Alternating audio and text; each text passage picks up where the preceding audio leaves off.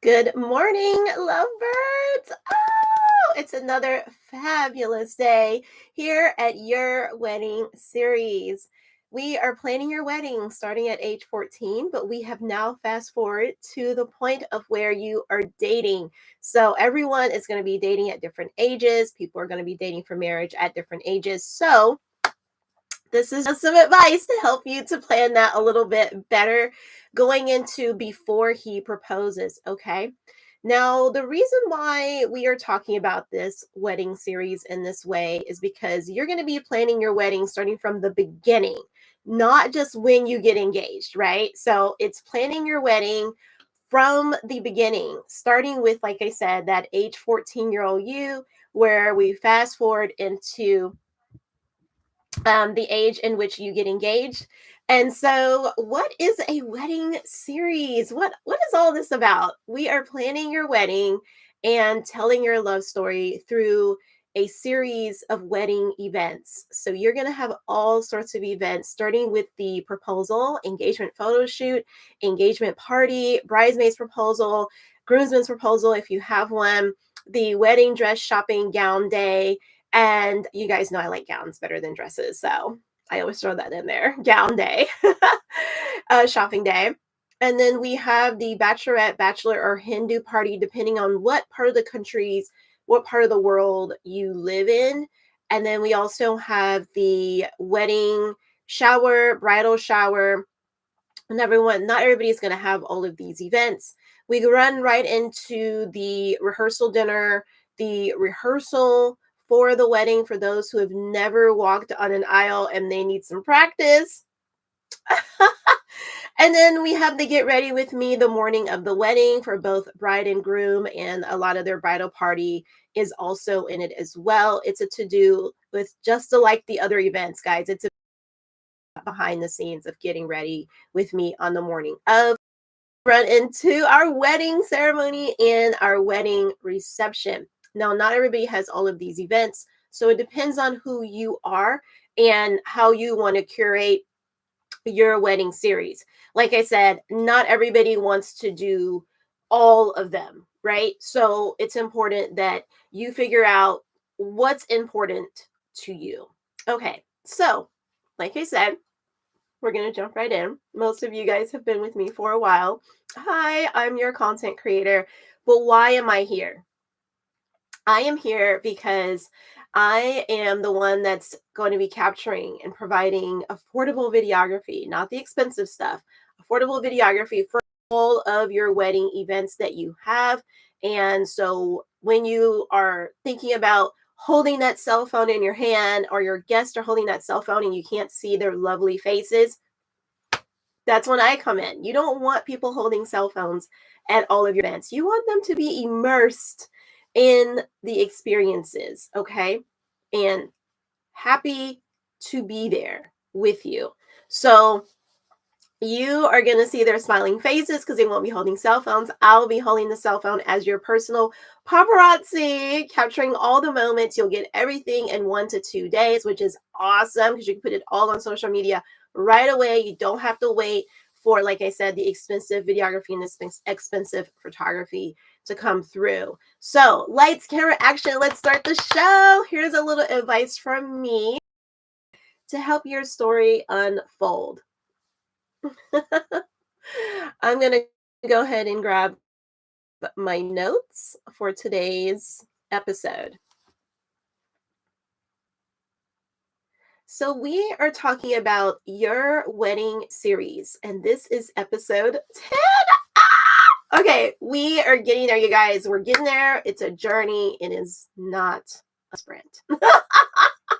It's definitely a marathon, and it does take time to, plan your wedding. But also for those of you who are looking to date the right way in today's world, this advice is certainly going to benefit you the most. Okay, so those of you that are not looking for that, you may as well just turn this video off, or all these videos off, because you're not gonna like the things that I'm talking about. It's curated to a people group who are really, really interested in doing marriage better than what we've been seeing as of late in our world. Okay, so here is episode 10, and this is our topic today.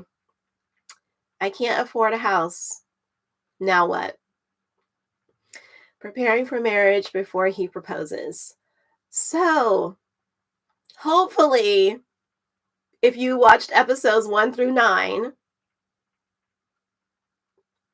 you put this into practice, those things that we talked about, and you didn't find yourself asking this question once you are in the dating for marriage phase. We can't afford a house. Now what? A lot of us end up here. It's super sad to think that in today's world that, like, we follow this model that sold us a lie. Go to college, get yourself an apartment, rent that up. Now you're renting. You can't afford to buy. Obviously, you haven't saved any money to be able to buy the house at that point. So you get some roommates. I did not do the roommate thing, but I know a lot of people did. I lived by myself until I got married. And so, but most people get roommates and they try to afford this high price rent. It may have been affordable when you first started. You're like, oh, I can do this. I can put, this few hundred away because you have roommates and stuff. And like, it's not, that bad. But then you realize you aren't saving. You didn't save anything. So like I said, hopefully you did take my advice from episodes 1 through 9 that talked about 14-year-old you and how you can save for the house by the time you get to this phase, which is dating for marriage. Now, we fast forwarded from 14-year-old you. We've gone through all your high school years. We've gone through your college years and how you were supposed to be saving money during that time. And to save even more money, we talked about living at home with parents instead of moving out into an apartment rental or renting a house for some people. We talked about how if you go back home, you get to live with parents and you can save money. Okay, so we talked about that in depthly, and so we don't want to belabor that. So anyone that's tuning in for this episode, make sure that you go back and watch episodes 1 through 9 so that you can get caught up with us here in 10, because we fast forward through the years now. And if you didn't take that advice and you find yourself asking that question at this point of dating for marriage, you may need to see a financial officer in order to get things on track before he proposes. Okay. This episode is catered to before he proposes. Dating for marriage. So you're dating for marriage, but you haven't yet proposed. Okay. And so I'm not telling you that you're not ready to propose. That's between you and the person that you're dating.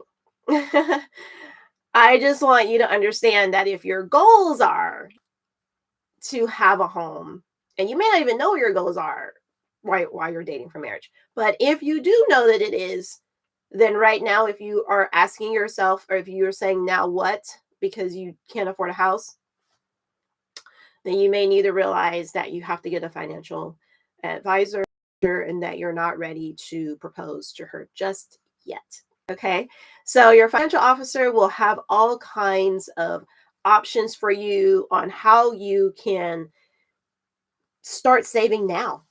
Start saving for that down payment to buy a house right now.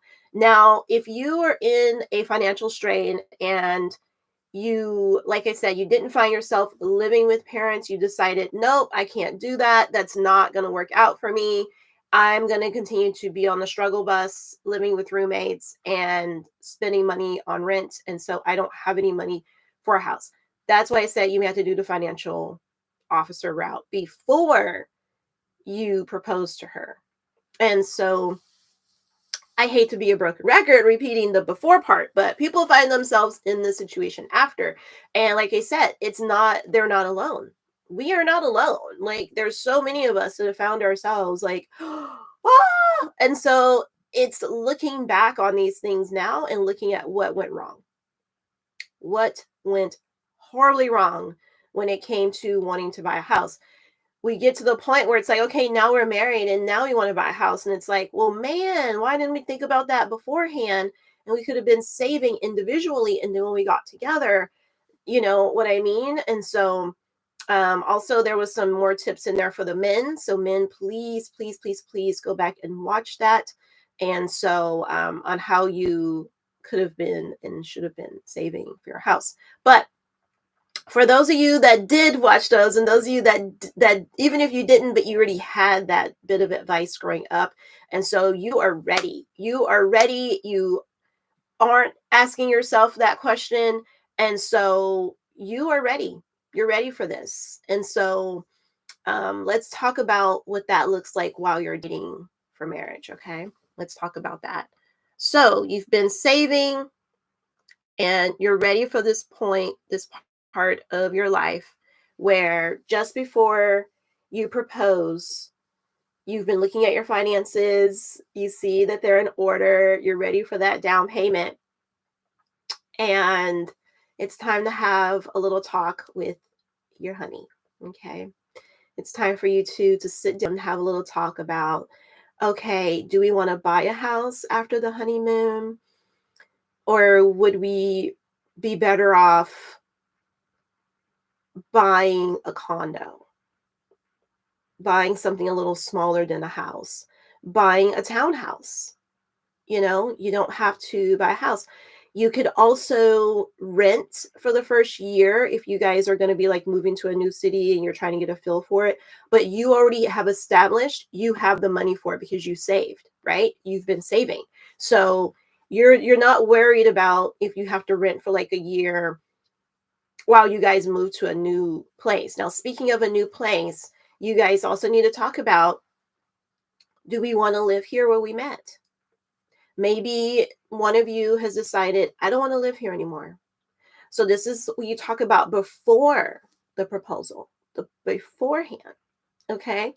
And so you guys are having these conversations in your group date settings. Remember, you're on group date settings and for accountability and all that good stuff. And so you're not having these, you're not alone in this dating for marriage thing. Remember that. Okay. So you're at one of those group setting dates and you're talking about it. Where do we want to live? Where do we see ourselves living once we come back from that honeymoon? So begin those conversations. And there's so many places, you guys, that you could live. So, thinking about family in mind and things like that, like your immediate family, if you want to be close to them so they can help with the children when kids come along. As grandparents get older, you can help your mother and father with them if you stay around, right? If you stay in the same city. Now, I know that that's not always the easiest things to talk about, especially you're dating for marriage right now. Like, you're not really, you just want to go on cute dates and have fun and laugh and giggle all the time. I know, I'm one of those girls too. but, but we have to get serious, okay? We have to get real and we have to get serious and we have to understand that this is going to build a foundation for our future marriage. Okay. So we can't just be passive and not talk about this stuff, not talk about money and finances and things like that. So, like I said, hopefully you're in the boat of we did prepare. And so now it's just a matter of, the rest, all of the rest coming along. So, you guys are just talking. You guys are just having discussions about this and getting a feel for what the other is thinking about. Do you both just want to stay where you are? Perfect. Then we check that off, right? But if one is thinking about, you know what, like my family doesn't live here. I'm ready to go. I've been thinking about it for a long time.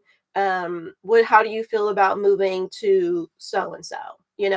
And so that's when you guys have those talks. Maybe you've always romanticized about living, in Colombia or something. And you're like, Venezuela, it could be anywhere. Maybe you just romanticize about living in Europe for like 2 years. And so that's something you guys need to talk about. You know what I mean? Maybe you wanted to get like that paid internship or something right out of college. And so, even though you guys have been thinking about marriage, he hasn't proposed yet, but maybe you guys could talk about it. Maybe you guys go live there for like a couple of years, another country.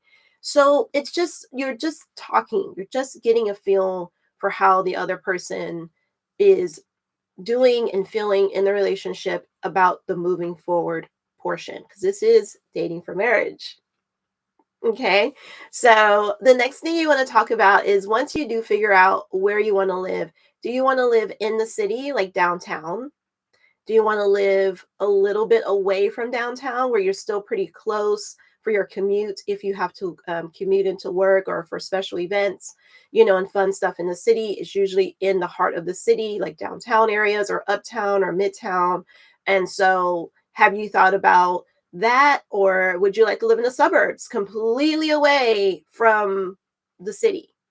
Okay. So talk about those things, because there's pros and cons to living in both. There's going to be a lot more traffic when you live downtown, but you're going to have a lot more walkability, like things to walk to when you live downtown, especially if you're in a very scenic or historic city.